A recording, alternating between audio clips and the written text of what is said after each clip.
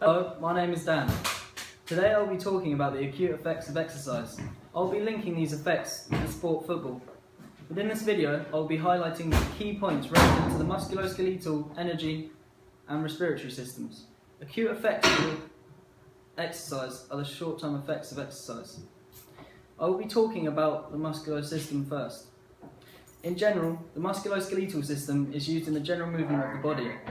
The main short-term effects of the musculoskeletal system include increased blood supply to muscles, increase in muscle pliability, increase in range of movement, and muscle fibre micro-tears.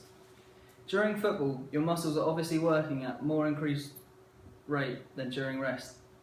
This means the muscles will require more blood in order to function fluently. During this, the blood is going from other places on the body where it's less needed during sport, such as the organs, to muscles where oxygenated blood is vital. Furthermore, as the muscles being used in football require more blood, there is a continuous amount pumped into the muscles. This causes an increase in heat generation, which warms up the muscle tissue. When muscle tissue increases in temperature, the pliability also increases. This means that the tissue is able to prolong to longer lengths without any tears. Furthermore, through the muscle tissue increasing in heat, the rate of nervous impulses being sent also increases. This heat generated generally increases the speed of nervous transmission in the body. Thirdly, the increase in production of synovial fluid provides an increase in range of movement. This is due to the intensity of football. When in a game, joints are moving more, which allows more synovial fluid to be produced to enhance the movement. Because of this increase in movement of the joints, there is an increase in heat.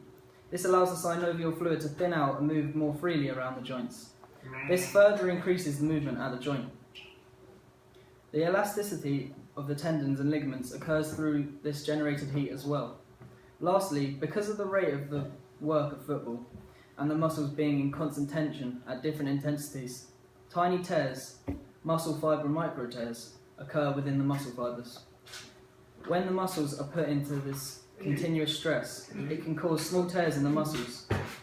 From rest and repair after the activity, the micro-tears recover and repair. This causes the muscles to increase in growth. Due to the size of the micro-tears, the strain caused by them is mild and will go unnoticed in most occasions. The next system I will be talking about is the cardiovascular system. The main short-term effects of the cardiovascular system during a game of football are heart rate anticipory response increase, heart rate activity response increase, increases in blood pressure, and vasoconstriction and vasodilation. Firstly, the heart rate anticipatory response increase occurs even before a game of football. At rest, this is mediated through the releases of neurotransmitters called epinephrine and norepinephrine, commonly known as adrenaline and noradrenaline, which are released from the adrenal glands. Secondly, the heart rate activity response occurs. This happens as the game is just beginning and differs with the intensity of the game. When you go to the level of exhaustion, usually nearing the end of the game, the heart rate levels out and doesn't increase further. This is known as the maximum heart rate. Thirdly, there is an increase in blood pressure. At rest, the usual systolic blood pressure ranges from 110 to 140 mmHg and 60 to 90 mmHg in systolic blood pressure. However, during a game of football, the heart rate increases and the pressure during each contraction can increase to well over 200 mmHg, up to 250 mmHg. On the other hand, diastolic blood pressure stays relative to what it is at rest. An increase in 15 mmHg could be the indication of heart disease. To finish, the pressure build-up from intensity in a game of football causes a heat rise in the blood vessels. This allows more elasticity and therefore complies vasodilation and vasoconstriction. Vasodilation/constriction occur when the pressure increases in the blood. In order for the body to disperse oxygenated blood to the muscles, heat to muscles, etc., the blood vessels vasodilate, expand, to allow this increase. Furthermore, when blood is being pumped or diverted away from the initial area, they vasoconstrict, decrease in radius, in order for it to be redirected as soon as possible. Thirdly, I will be talking about the short-term effects of the respiratory system. These include increase in breathing rate and increase in tidal volume. The functions of the respiratory system are to maintain the constant flow of oxygen to the working muscles and tissues, to allow the removal of carbon dioxide from the body, to support with the maintenance of the body's pH levels, and to aid in the control of the temperature of the body. Firstly, in football, your breathing rate increases. This is due to the muscles in use needing oxygen. Oxygen travels to the muscles via the blood, and for the maximum amount to travel to the muscles, the breathing rate needs to increase. The rate of breaths per minute increases, mainly due to neural and chemical influences.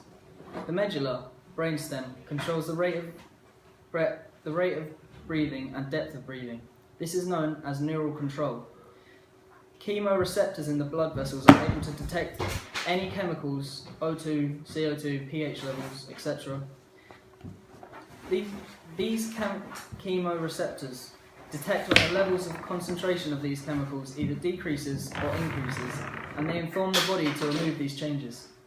This is known as chemical control. Lastly, the increase in tidal volume, whereas the depth of breathing increases in order to supplement the body's needs for oxygen and also to deplete or remove any carbon dioxide which may have built up over time. Last but not least, I will be talking about the energy systems. Depending on the duration and intensity of an exercise, determines which energy system is most likely to be used. At the start of a game of football, all three energy systems are used. The three systems are the aerobic system, the anaerobic system, and the ATPC system. ATP is produced in the mitochondria of cells and is responsible for their storage of energy. ATP can be eaten as carbohydrates, broken down into glucose and then stored as glycogen, or eaten as fats, broken down into fatty acids and then stored as body fat. Or lastly, eaten as protein, broken down into amino acids and then stored as growth, repair, or excreted as waste. Fuels for exercise: carbohydrates, proteins, fats, glycogen. Carbohydrates are usually used during the anaerobic exercise, but if the activity is prolonged and continues for a long period of time, the body turns to fat as a predominant source of energy. So as the exercise becomes more intense, carbohydrates are used. But as the duration increases, fat begins to be used for energy. Furthermore, proteins used as an energy source are mostly only in emergency situations. This is when glycogen levels decrease. The body will turn to a protein as an alternative. These energy fuels always alternate, due to the energy systems running continuously, even at rest. For example, in higher intensity activities such as a 100-meter sprint, glycogen would be relevant, due to glycogen being used in high intensity, low duration events. But events which require little glycogen are usually an activity of longer duration. Thank you for watching.